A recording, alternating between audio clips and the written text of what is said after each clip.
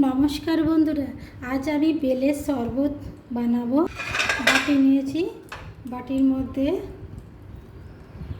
বেলের ভেতরের অংশটা বের করে নিলাম। এরপর এই বেলের মধ্যে জল দিয়ে দিলাম, হাফ গ্লাস জল দিলাম। এই বেল আর জলের মধ্যে হাফ চামচের কম লবণ দিয়ে দিলাম, চিনি 2 চামচ দিয়ে দেব।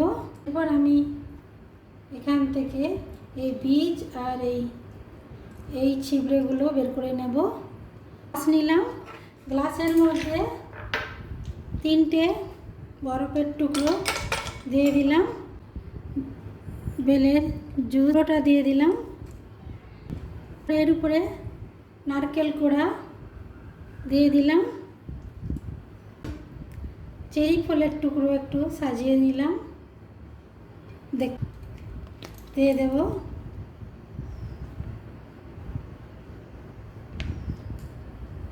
হয়ে গেল বেলের শরবত। তারপর একটা পাইপ নিলাম, ঢেকে নিলাম। হয়ে গেল বেলের শরবত, কত সুন্দর হয়েছে।